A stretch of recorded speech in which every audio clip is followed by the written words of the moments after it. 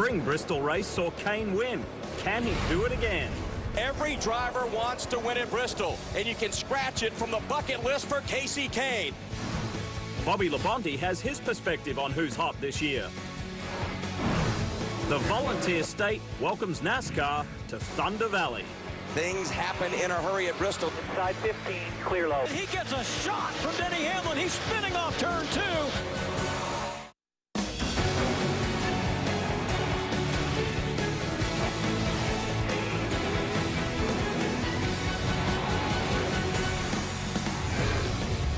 There's very little bargaining with Bristol. The unique mix of fortune, strategy, grip and gumption, that magic blend that can deliver success. Hi folks, Lee Diffie and Wally Dallin back with you for NASCAR America ahead of the Food City 500 at Bristol Motor Speedway. And Wally, if you're one of the 43 guys getting ready to go into battle at the Bull Ring, is this a race that you particularly look forward to, or do you fear? I think you'll know after the first practice. It's a blast if you've got a good setup, but it's the last place in the world to be if you don't have a good setup. It's a tough place. Well, one guy who certainly knows about Bristol Motor Speedway is 2000 NASCAR Sprint Cup champion Bobby Labonte. He has 42 Cup career starts at Thunder Valley. To this day, he and brother Terry remain the only siblings to win NASCAR's Premier Series championship.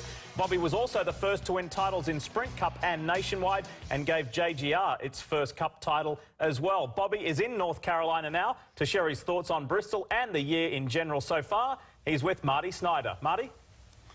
Well, Diff, hanging out at our NBC Sports Charlotte studios with the former Cup Series champion, and you were in the Daytona 500. So let's talk about your impressions in the season to this point, drivers that have impressed you, and also your takeaway from the first few races with this new rules package as well. Well, the two guys that come to mind right away are Dale Jr., obviously winning the Daytona 500, Kevin Harvick winning at Phoenix, dominating there, and having a really fast car at Las Vegas. Dale Jr., him almost winning at Las Vegas. Yeah, that would have been awesome, wouldn't it? I mean, yeah, for like, Junior Nation, they would have loved that. Obviously, my picks are pretty obvious. But, you know, the new rule package, I mean, these two guys have come on strong, even though Stuart Haas really hasn't hit strong with the rest of their guys.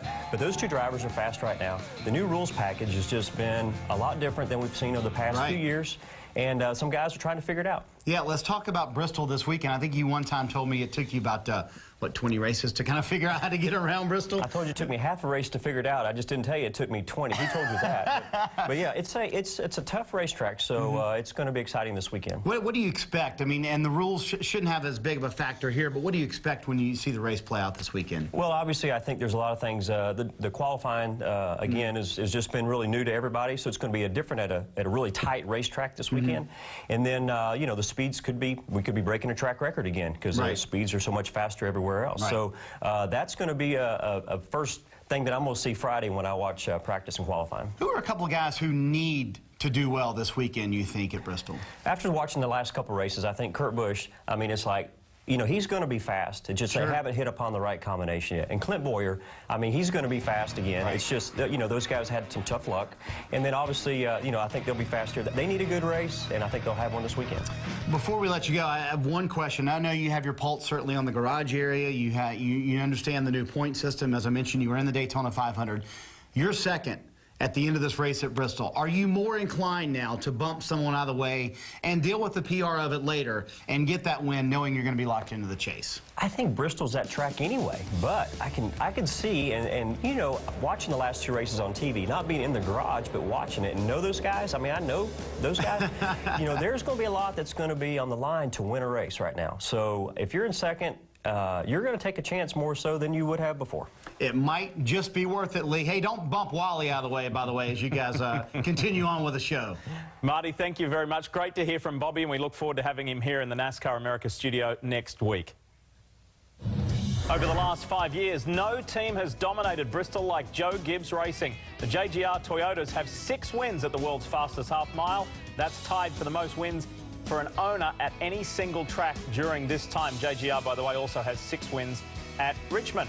So, Wally, over the past 5 years, obviously JGR with those 6 wins, but the driver group, the 3 drivers combined in their career at the Bull Ring, they can say we've got 9 wins. So it's very impressive. Let's go through the driver list one by one. Let's start with the man who went toe-to-toe with Jimmy Johnson in the chase last year. That's Matt Kenseth. Yeah, Matt Kenseth, he's got 2 wins there with Roush Fenway Racing.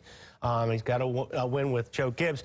But, you know, he's one of those guys that gets around that place well. And I think for all these drivers, you have to look at when they come to Gibbs Racing, they know that this team's got a very, very strong short track package.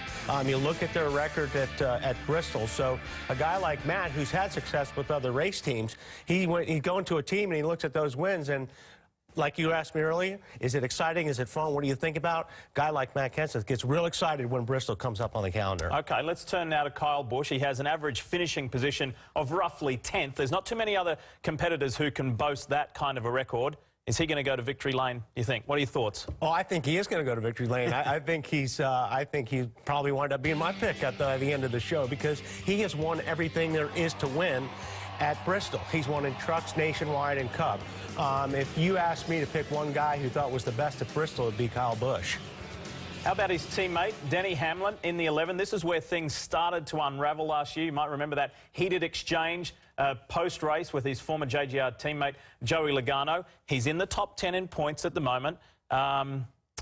Is this where it's all going to start getting going for him? You know, Denny's one of those guys. He's had a very solid career stat-wise at Bristol, and he's one of those guys that kind of sneaks up on you. You always don't think about him being the guy that can win at Bristol, but if he gets it together and they hit on it, he'll probably lead a lot of laps as he goes to victory lane. He's one of those guys, when he gets it right, he dominates. A big focus on JGR, and for a very good reason. Still to come on NASCAR America, Chatterbox. No, that's not Wally. That's where we check in to see what the drivers have been saying this week. And who said what? You'll find out. And Bristol is known for carnage, but we'll focus on the top 5 finishers in Thunder Valley. NASCAR America when we come back.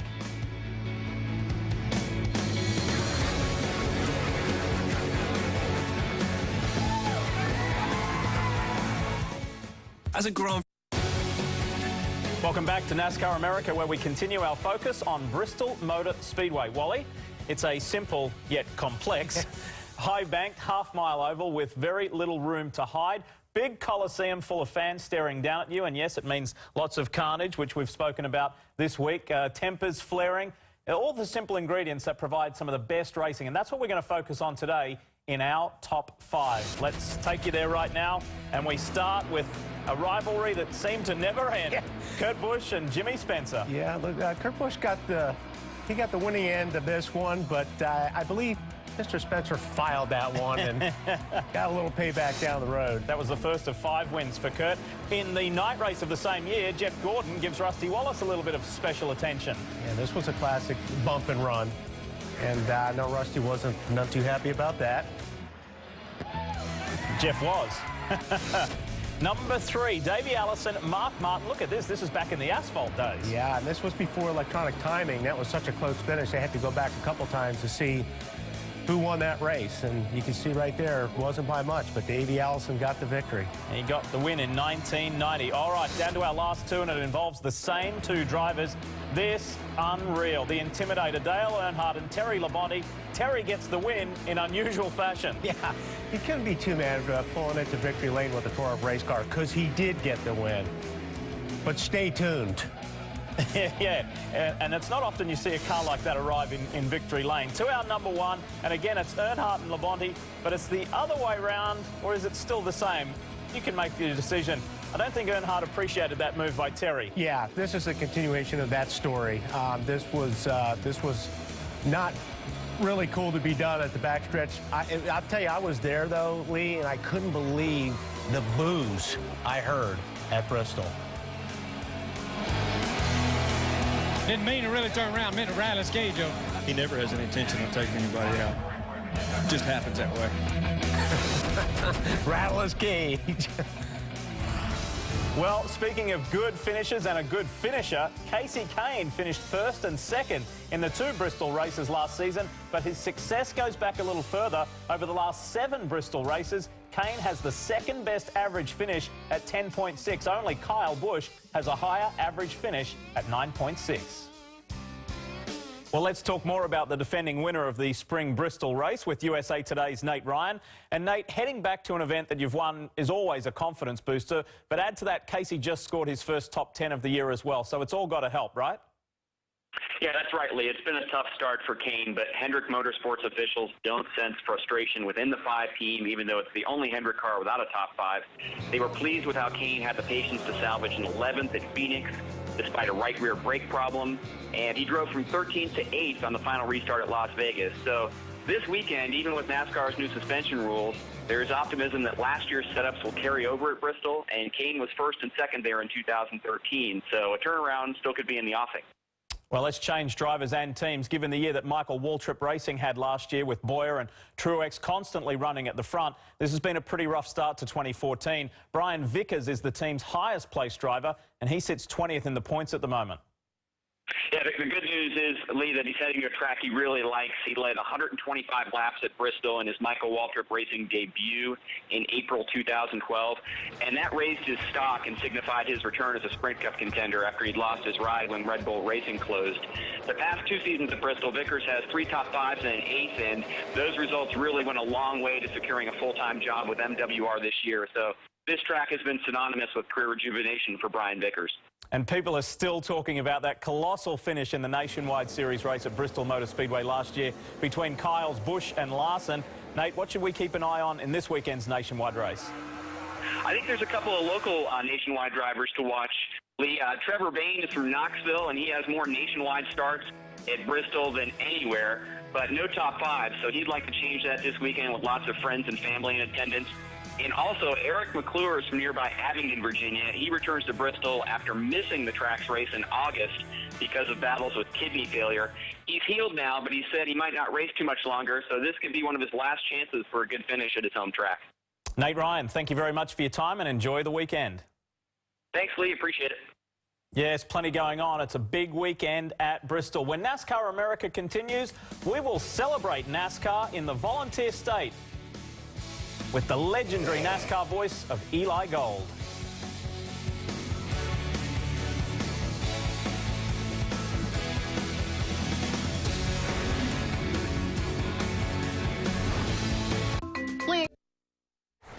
On this day in NASCAR in 1983, Richard Petty beat Bill Elliott by half a car length to win at the Rock and snap a 43-race winless streak. And 10 years ago, Bobby Hamilton made a last-lap pass on Mike Skinner to win at Atlanta in the Camping World Truck Series. Let's talk more Bristol. Here is the schedule.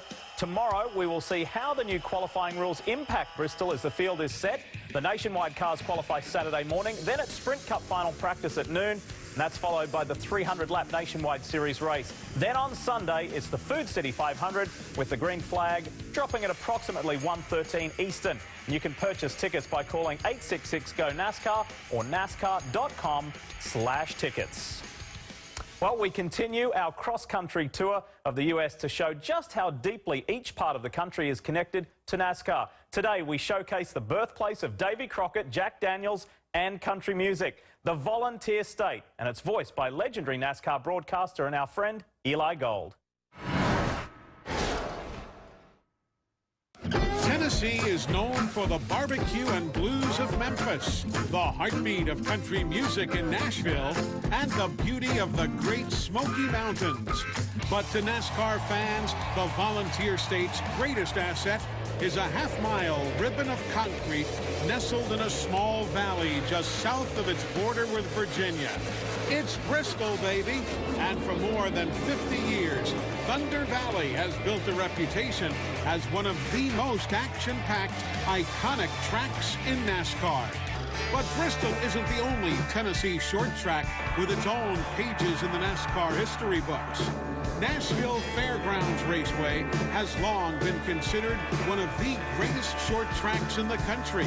And the NASCAR Cup Series ran 42 races there from 1958 to 1984. Many of Tennessee's racing legends cut their teeth at the Fairgrounds Bull Ring and went on to more than make their mark in NASCAR. Hall of Famer Darrell Waltrip made Franklin, Tennessee his home and won 3 Cup Series championships and the 1989 Daytona 500 in a career that spanned nearly 30 years. Columbia's Sterling Marlin became just the 3rd driver in Cup Series history to win back-to-back Daytona 500s in 1994 and 1995. Mount Juliet native, the late Bobby Hamilton, scored 4 Cup Series wins and the 2004 Truck Series championship during his 16-year NASCAR career.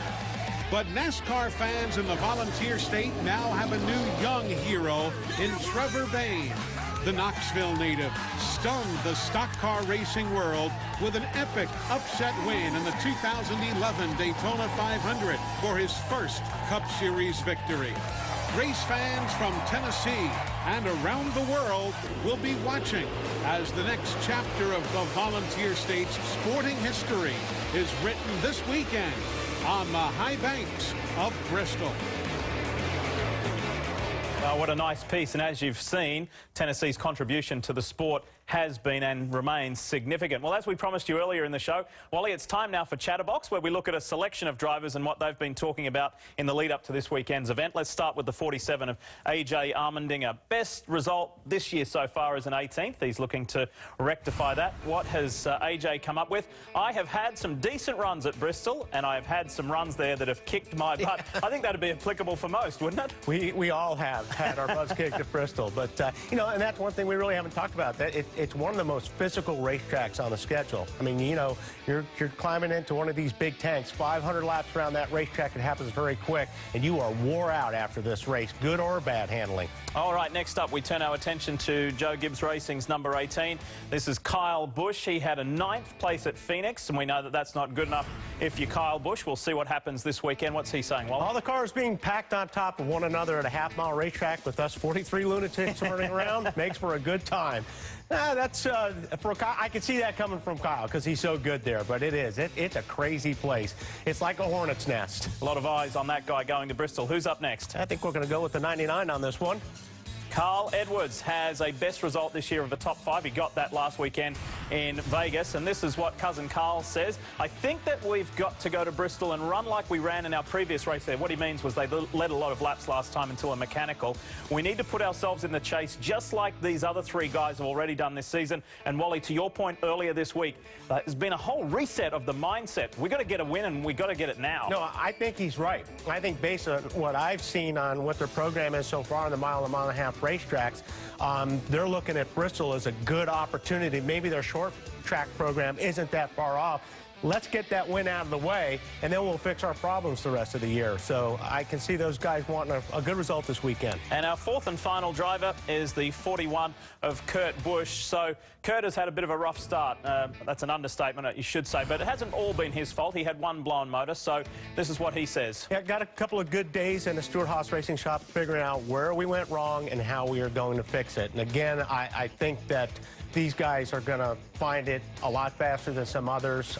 Another great racetrack for Kurt to be coming up on. So I don't think they had to look too hard. I think they're going to have a good run this weekend. It's just a sample of what the guys are saying. When we come back, we're going to climb inside Wally's brain. That's a scary prospect, isn't it? He's going to give us his predictions for Bristol when we come back to NASCAR America. You know, the heart of racing takes a trip down memory lane starting 1976, South Boston Speedway. 1978 in Hickory Motor Speedway in Hickory, North Carolina. And then we take you to 1993, Orange County Speedway. NASCAR America continues here on NBCSN when we come back. Jumpstart. He is as smooth as silk. He is the headline. It's the rest of the field and him. This is trademark Vettel. Early on the opening lap, he just streaks away. We are seeing something beyond phenomenal. An era that is absolutely beyond phenomenal. Doing it in very much Vettel style. Sebastian Vettel just keeps racking up the numbers. Yes! Fantastic, you're a 4-time world champion. You join the greats. Vettel begins his quest for a 5th, that's right, 5th straight title. And it all begins with our F1 Countdown season preview tonight at 9 p.m. Eastern, followed by both practice sessions live. And of course, the entire weekend can be seen right here on NBCSN, your home for motorsports. Looking forward to Formula One season start. Really, because I've been paying attention to the off-season testing, and I want you to answer the question if Red Bull's been sandbagging or not? Boy, I would love to be able to answer that question. We're going to see tonight in the first free practice session. Let's tell you about another special occasion. It was last evening when the King Richard Petty's Museum completed its move back to its original home in Level Cross, North Carolina. Wally, a lot of people were pleased about this. I think as soon as it left the first time, they were making plans of getting it back. This is the place it should be. Some wonderful exhibits on display, and this is what the King had to say. Well, you know, we've been in the racing business since 1949, and this is where it all started, right in this neighborhood, at this place. And, you know, there's very few museums anywhere in the world that's in the actual place where they're supposed to be. They always put them off in a big, nice building and all that, and we wanted to bring back the history of NASCAR and the history of the Petties, and we said no better place than to bring it where the birthplace of Petty Enterprise was in 1949, so that's what we're trying to do. And it's not just about the King. There is Lee and Maurice and cousin Dale Inman. There's a lot of different exhibits there on display, so it's wonderful. But for now, let's go back to Bristol Motor Speedway. Wally, you have hand-picked 6 drivers to watch for a variety of reasons. Right. Let's get going. Let's start off here with the 41. And let's pull over Tony Stewart. Yeah. Tony in there. Clint Boyer. Yeah, these are 3 guys that can make a turnaround this weekend. They haven't been off to a great start.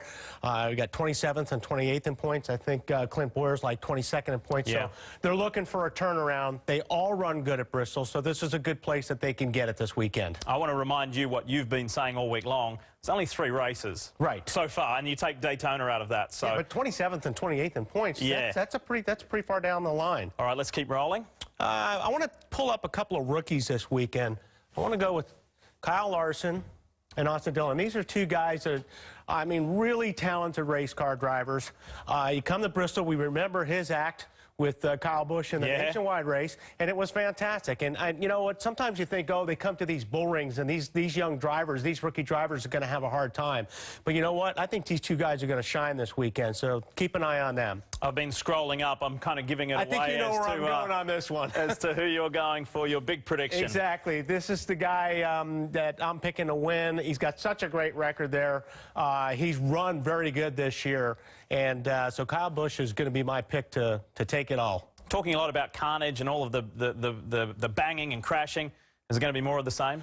There always is, but you know, I think when we went to the progressive banking, I believe it made the racing better. Took a lot of crashes out, but it made the racing better. Going to be a huge weekend in Bristol. That wraps up things for us here at NASCAR America. From the entire group, thanks for watching. Don't forget F1 tonight.